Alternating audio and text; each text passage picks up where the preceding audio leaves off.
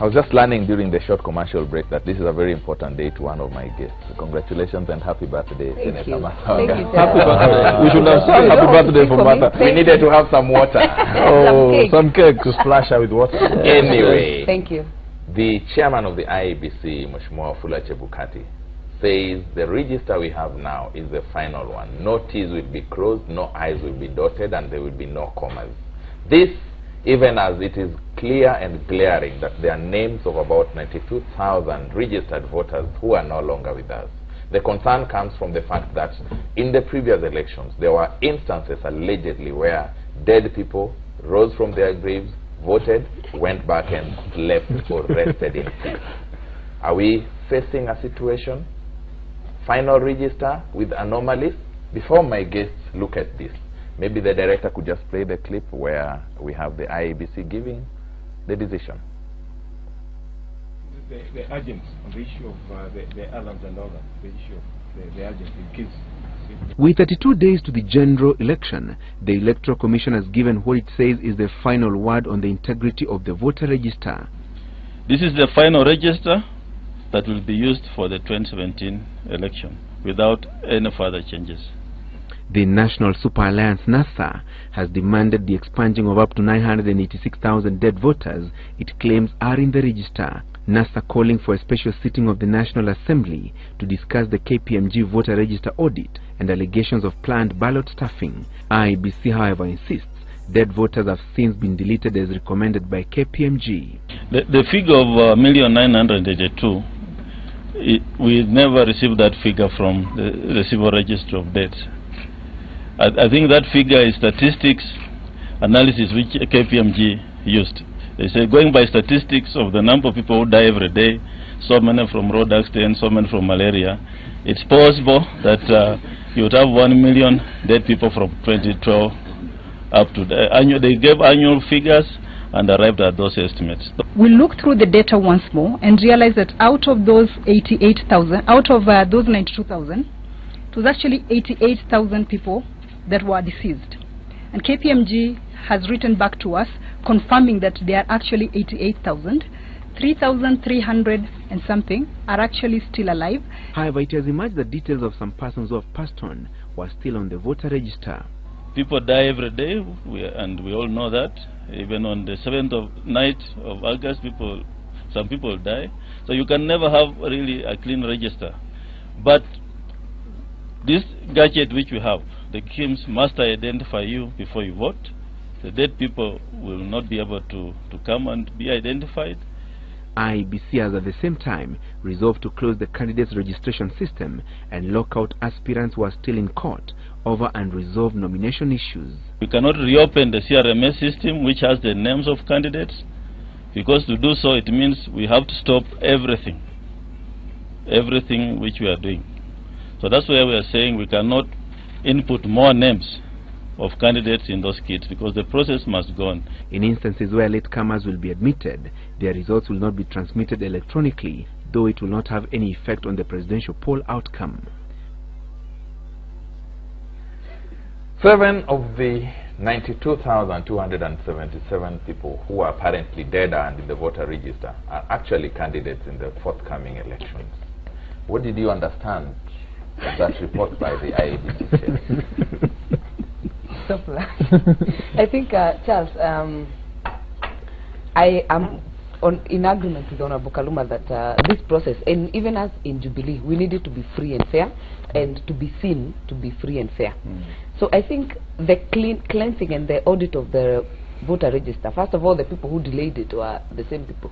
NASA went to court against KPMG. We wasted a lot of time. But I think IEBC has explained in terms of the numbers, but it needs really to be cleaned up, really cleaned up, so that we are sure. But more importantly, if the electronic identification works, then the issue of dead voters won't arise. Exactly. Yeah. If the electronic technology works, the issue of dead voters will not arise. But here is a situation where we already have a complementary alternative. Should there be a failure, and yet we have dead voters in the register, what are we looking at? Look, the last clip does not inspire confidence at all. And that's why I told you, I said earlier that this thing boils down to whether we have confidence in the IEBC and the institutions surrounding it. But what is important here is that, you know, this question of voters audit and all that had been litigated, and at a particular point it was lost. So that tells you the limitations of using court processes to handle really political matters.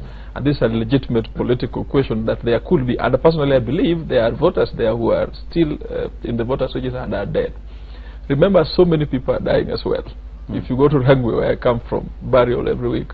And there will be more dying between now and and there will be more dying between now and that. So the question is not really having some number of people in the register who are already dead, or one way or the other, but whether the process of election itself will be objective enough as to allow only existing legitimate voters to vote. Turn out and vote. To turn out and vote.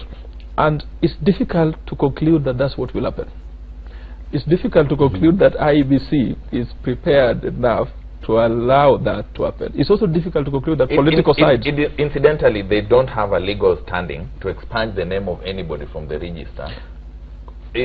I mean, believing they're dead unless it's confirmed. It's not a question of expunging names. It's a question of just allowing legitimate voters to vote. Exactly. It's a question of confidence in Nyeri that only legitimate people, and we know turnout is typically, assuming people are that enthusiastic, will be about 80%. But you'll find a situation, I'm very sure, both in NASA and Jubilee Stronghold, where people will vote up to 90-something%. A statistical impossibility. So we are talking about two things here. Real confidence in the institutions and people manning the institutions. And two, the politicians themselves, where we are to blame, who are a little bit too enthusiastic about the prospects of their candidate winning, to the extent that they facilitate, that's the fact, they facilitate manipulation of the election itself. So I'm not very optimistic about this audit thing. I'm very, very worried that it will lead us anywhere, despite the fact that, to be fair to IEBC, they tried to reach out to political parties on this. Mheshimiwa Kimunya, yes. What are we looking at? You saw the clip, you saw the leadership of IEBC speaking. I've seen the clip, and I've seen, and I agree with Eric, obviously, that people will be dying, you know, every day. So the voters who will live and die on 7th night. Today. Exactly. So in terms of the debate about whether they are dead voters or they are voters who should be there, who are in the register, who should not be there, that to me is only part of confidence building. But the most important thing is that every system, however elaborate, however expensive, is reliant on, its operation is reliant on the human bodies who then operate it. Garbage in, garbage out. Garbage in, garbage out. Every polling station has a maximum 700 voters. Within that, how do you manage those 700 voters to make sure that only 700 genuine voters come in and get 700 votes, and you know, it's processed? And that's where it now requires IEBC will play its part, each of the candidates will play their part, and the other candidates will also play the checks and balances, so that the role of the agents now becomes much more important.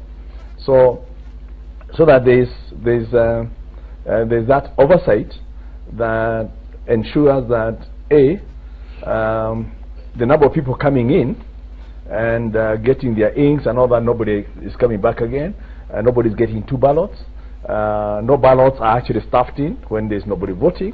That is the role of the agent. Yes, and so long as we educate our agents to take care, because there's contestant both ways. My agent will not allow you know, manipulation by my competitor in my absence, and similarly should be the same. So IEBC can only provide us with a platform where we then compete, right? And so long as we ourselves also play our part, we can at least enhance the possibilities of a better outcome. Free and fair election. Charles, this voter register audit is founded on law. By the way, it was provided for in the negotiated law, which was provided or secured by, you remember, the Kiraitu or MOT. So it is not something that, you know, IEBC was doing for no purpose. There is a purpose we wanted to cure. There are so many dead people who have built in our voter registers over time, to the extent that you don't know who are these Kenyans who are going to determine the leadership of the country at all levels. So it is unfortunate that we have IEBC now telling us, you know, as they tend to be doing, that there is a problem. There could be even 1 million people, as he's talking about, but he's also saying we cannot deal with it. We have an office of registrar of births and deaths. I mean, take those names and the ID numbers are there. Get them out. But let me, you know, go beyond that. There is, beyond the reason for the audit, what we can do to secure free and fair elections. And I think we now agree that to stop this, you know, fears about credibility of elections, let us have electronic voting system. Which we have now. Because if either side were to have it and have it work, you see, we have it and we've spent a lot of money. I sit in Justice and Legal Affairs Committee. We gave IEBC for the first time in our history over 35 billion. That is way beyond what you know, Kimunya will tell you is the entire, you know, CDF allocation for the entire country. And he said, let us secure free and fair elections. We don't want situations where elections are turned into rigging competitions and who can rig wherever. So can we agree in principle that we don't just have the electronic, you know, voter system, but it is going to work, and we make it work, because that way we have to make it work. You know, yes, let us, you know, agree this thing is going to work, so that each vote, you know, truly counts, and only people who vote, you know, turn out. You remember, Charles, in the last elections, you saw what the declaration for a constituency like TRT was. I don't know whether you can remember it. You have counties in this country, and I will not name them, whose registered number of voters is beyond half the entire population, and you're questioning which part of Kenya is this where the old people are more than, you know, the younger people. It is because of, you know, dead people accumulated on the register over time. So we ought to have gone for, you know, a more cleaner, you know, process, because it is a core thing in the electoral process.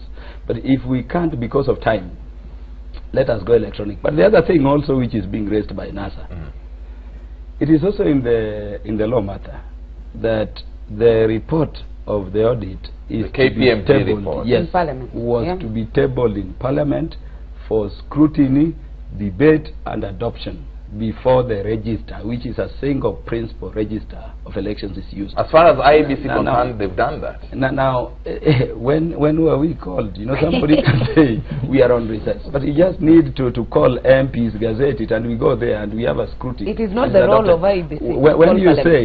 When you say we have need and it is final. IEBC have done what they should do. Let me say something, because I'm in agreement to an extent on the electronic voting, and I think IEBC has worked under very hard and harsh conditions. And they've done what they should do. There is noise all over. There is noise from every end. From every end. But we also don't give them. I'm not cutting them some slack. I'm just saying they have worked under very difficult. But the reason they didn't even have time to get us in Parliament was the case they took to court.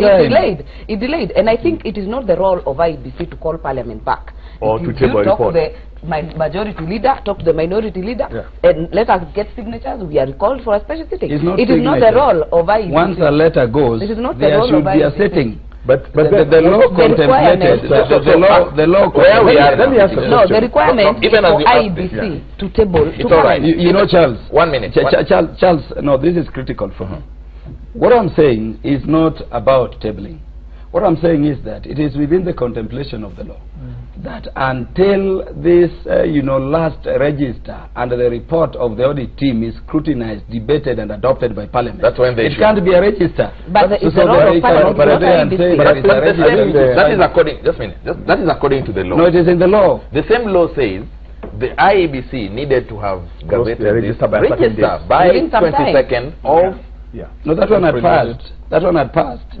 And by the way, it was the work of IEBC to go to court and say, because of circumstances under which we find ourselves, we cannot beat the deadline, extend it. But you cannot avoid a constitutional or a legal requirement by saying we started late. You don't do that. No, but you see, I'm also aware that Parliament does not legislate in a vacuum or towards anality. Now, not in vain. In vain. Now, calling Parliament today to discuss a report whose results of the discussion have already been implemented, will not end up doing anything, is actually getting Parliament to do work in vain, which is against the standing orders. How has it been implemented? But what I'm saying is that there was... It's okay, it's okay. He's got your point. My issue is there's a law that requires a certain process. Correct. That process was interrupted, right? So that even if you are to recall Parliament today, right? It would be an exercise in futility. It's an exercise. Question is, but does that nullify the legality of the register? Or does that? The register. It does. Let's put it this does. way. Let's put it this way. Yeah. Does that legalize the illegality of that process? I think that's a minefield for lawyers. The question here is to be, you know, you're pushing lawyers too much, and then they take these things to court, and then they come here and tell you, oh, this is in court, we can't discuss. And then she complains that we are taking too many cases. These are basic political debates. Recalling Parliament now is total waste of time. Exactly. And these people, as you can see them here, won't agree. The question is, are we going to have a free and fair election based on the register, whether it's electronic, whether it's a backup or what? And this boils down to those managing the elections. This boils down to we, the political players. Are we ready to concede defeat? Most of them won't tell you here they are not ready. They are even willing to manipulate agents of the opposite side. So this is... Including you. Of course, this is my first election as a candidate, so wait. But you hardly said.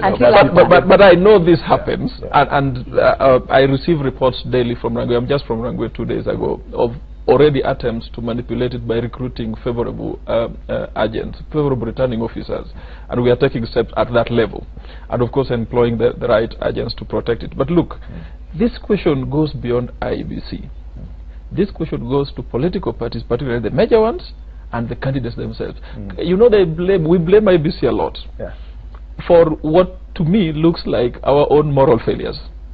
Or strategic failures. Strategic moral failures, so to speak. So we need to deal with that first, because that's where manipulation happens most. And then IEBC needs to inspire confidence that it is actually working towards resolving all these disputes. My biggest concern is that IEBC, despite their attempts, do not seem to be in total control of the process, and they're allowing people like my friend Kaluma here and Martha for that matter to over debate things that they should be the last authority. So personally I'm not confident that the register, regardless of whether it's electronic or manual, will of itself influence, will of itself shape the fairness of the elections. It is the people. The register is only a small component. A very negligible component. You are calling it a small component. Yes. You look infuriated. I wonder why. In fact, now I understand Eric, when Eric is saying it is his first time to go into politics. Eric, when you're told Rangwe constituency has 54,000 votes. 52. Yes. And there is the possibility that a person can swim in between that number. That is where the register comes in, and that is how important it is. And he says, if the elections are electronic, and politicians, the political players are honest, they have Kenya at heart.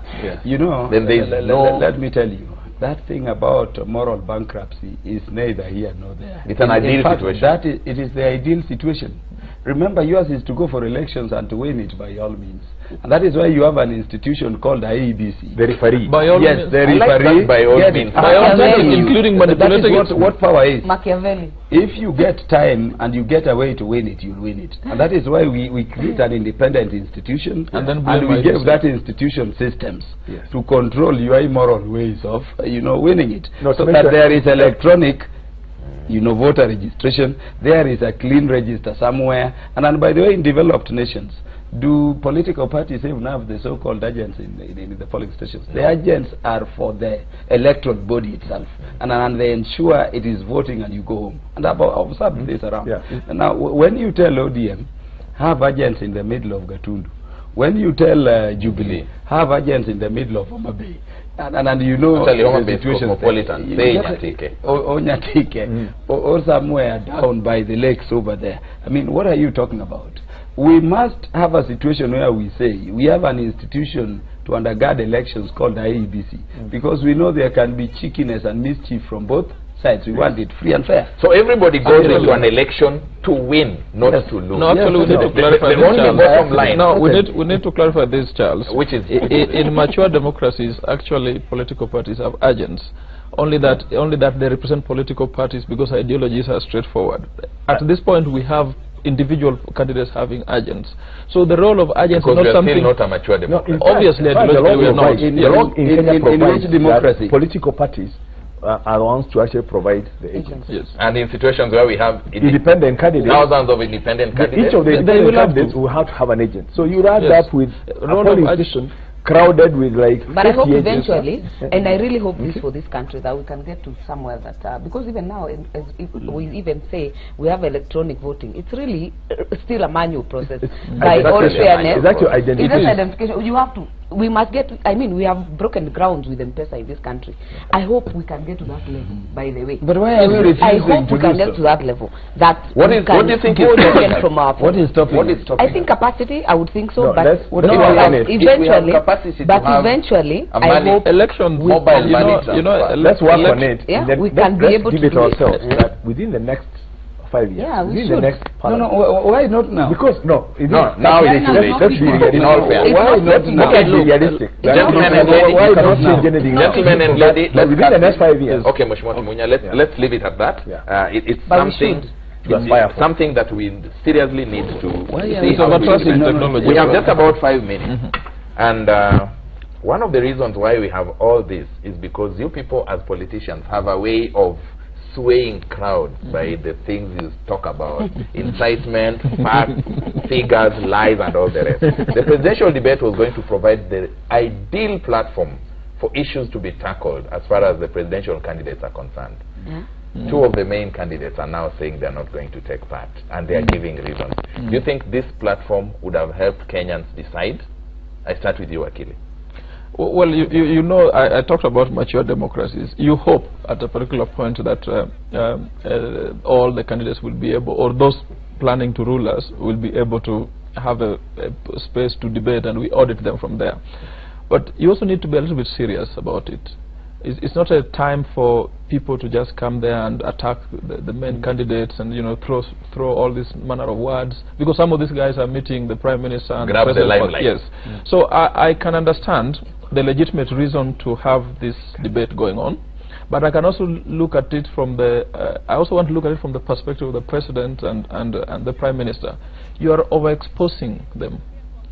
And so I actually agree with them for, I don't believe they pulled out. I believe they are raising issues that need to be addressed so that you have the real guys. Fair enough, Mheshimiwa Kimunya. Yes, I agree that obviously a debate can help in terms of a structured debate in terms of bringing out the issues. But let's also be realistic that the two main candidates have actually been on their campaign trail. They have talked to Kenyans in their local context in terms of the issues. So there's nothing that President Uhuru or Raila will come and say that he has not said out there to the people. But when you then put them together with all these, there's something. All these top of mind, Mheshimiwa Kimunya. I've not heard Mheshimiwa Uhuru talk about the fish industry. I've not heard Raila Odinga talk about the coffee industry. No, he talks about the coffee when he went to Kiambu. And I'm sure when, like I said, within a structured debate, that should have been the ideal. But when you put them together with all manner of every Tom, Dick and Harry, then you now downgrade that top debate to a contest of words. And so you're in agreement. Yes. Charles, let us agree. But let me also say something. Yeah, quickly, because we are running out of time. Let me also say something, that presidential debates are also ideal when all candidates are kind of new. You know, when you don't have an incumbent. Because an incumbent has had 4 years to show what he can do. No, I disagree with that. Now, it will be good to have when they are all new. No, I disagree with that. No. Okay, to fall back on. So why then, in that case, why would an incumbent release a manifesto? Yes. No, I mean, let me say it that, again, where is left, in all mature democracies, there is a presidential debate by the top leaders. Yes. Whether it was Obama, whether it is in Britain, whether it is across Europe, you'll see that debate. So this thing you are saying, an incumbent does not need to debate. Actually, it is the point at which you interrogate. Number two, let me say, you know, Charles, that we must agree we are going to have a debate of the presidential candidates, the top ones. Let us agree in principles that there is no value people like Dida. No, Mheshimiwa, I don't agree with you on that, and I have not completed what I wanted. No, to the point you have reached. What I'm saying, Mheshimiwa Dida is not here to defend himself. I'm saving time. I'm sorry, I will not allow you to go on with that. Okay, let me say what I wanted to say. Yes. Let me say, these other candidates, you know, when you mix them with the two main guys we believe, you know, either will win, you know, will win, you dilute the debate, you reduce the time. So we want a debate, and we want a commitment from Jubilee. I hope Martha will give it, that the president is willing to debate Raila. Remember, we have not said that Raila is not going to debate, but we are saying Raila will not, you know, take his time out of the campaigns debating all this other. We want to debate President Uhuru Kenyatta. Okay, fair enough. So that's an almost consensus. No, I actually agree with my party leader that he was not consulted. He was clear about it, that he was not consulted. And I also agree with Honorable Kaluma. All the others, by the way, even Uhuru or Raila is not here. So if you are presidential candidate, even that Dida, we can mention him. You cannot put them on the same platform, and I think we need to say it clearly that if it is a debate, entertainment, it will be just for the sake. Okay. So, but more importantly, I think my party leader, because I don't speak for the opposition, my party leader has been very responsive, even in debates. I mean, for the first time we have interviewed a sitting president. He has even responded even to hashtags. We are that responsive. What consultation even does he need? But I want to say that we keep responding to issues. It doesn't have to be in a structured debate. But if it comes for the two, I would want to see. I would want to see. And I'm looking forward to a Kalonzo William Ruto debate. Do you want the president to come? Do you want the president to come? You think he's shying away? No. He wouldn't. No, we want to debate the way it was. No, between the two of them. No, we want to debate him. You're not the one debating. I think let's not heckle, guys. Charles, I think we are in agreement about the debate and who should participate. We only need to clarify what Honorable Kimunya said, that sitting president maybe need not debate. This is the chance for President Uhuru to tell us what he has been doing and what he plans next. And this is the chance for Raila to tell us why probably he didn't become an effective opposition leader and what he wants to do in government. So debates should happen. But I also think it's probably high time we came up with a law to regulate this debate. We probably need to stop leaving it to media practitioners. In America, we have the Presidential Debate Commission. Maybe, like you say, electronic voting. In Kenya, we should envisage a situation where in future we have a Presidential Debate Commission. And in the U.S., unless your polling is at 15%, you can't appear. So because now guys who is at 0.1%, I'm afraid this is all. And now you guys have also invested a lot of whose name I don't even know. And they are Let me defend you one last time. Why are we heckling? Let me defend you one last time, Charles. Yes. You know, now you guys in the media have spent a lot of time preparing for this, and then the two top guys pull out in the last minute. So it is in your interest as the media to also advocate for this commission, for this law, to have a clear guideline on who is going to participate, when and how. And hopefully this then comes down to the village, because back in Rangwe there was an attempt by the media to bring us together, and some candidates became too dismissive. Personally, I'm willing to debate them even tomorrow. Fair enough. I'm afraid that is just about all we had. I would have loved to give each of you at least 1 minute to give a closing remark, but I'm going to beg the indulgence of my director. You're politicians. If I don't do this, you'll slaughter. 30 seconds. We need 30 for 30. You know, the people of Kenya is our country. We need free, fair, credible elections. And I believe, you know, Charles, if we had that, we will have a peaceful country. I'm worried that we are singing too much peace without securing, you know, these things that would secure elections. But I urge all of us to remain peaceful. I also beg to, first of all, disagree with Honorable Kaluma, because it cannot be unfair when it's not you winning. Let us not drum that unless I win, it is not fair and there will not be no peace. Let us not threaten the peace of this country. Let us campaign in peace, and we are ready for the elections. Even as Jubilee, we are ready to face you. Thank you. So we are not worried about that. I'm going to Mitimingi. I want to say hi to my Gilgil people and tell them that we'll be there over the weekend to different activities. Thank you. Well, I just want to urge the candidates, particularly from Rangwe, there was a bit of violence 2-3 days ago, to restrain themselves and understand that Rangwe is our home. It's very important not to incite the youths. And two, to talk about the case, that the judgment that's coming up today. Depending on the way it goes, it's important that all players again re-engage and realize that this question of tendering for ballot papers is not a legal process per se. Eventually we'll have to agree, we really need to have the elections. Thank you. And I want to agree with all my colleagues that, 8th of August is a date for all Kenyans, and if we all commit ourselves towards having the election and seeing the election in the best way possible, then those who are doubting, let them have some faith. Those who are committed like us will still go on. Okay? But I would like to call upon everyone. Let's commit ourselves towards having a free, fair, and credible election, and creating that perception within the people of Kenya. Let's not create any doubts among our voters. Let's commit ourselves that yes, it will be done, and whoever loses will concede. Thank you. Whoever wins, we'll move on, and we move on as a country. And we move on as a country. I'm afraid that is just about all we had time for this morning. I really want to thank my panelists, Mheshimiwa Peter Opondo Kaluma, Senator Martha Wangari, Dr. Eric Komolo. Of course, I keep confusing your name. Don't worry, you get it one time. and of course, Mheshimiwa Amos Kimunya. Now, perceptions.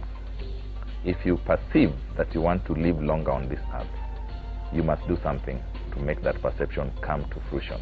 You have a responsibility as a voter, as a Kenyan, as a politician, as a candidate, and as somebody entrusted with making sure that Kenya has a free, fair, credible, and acceptable election.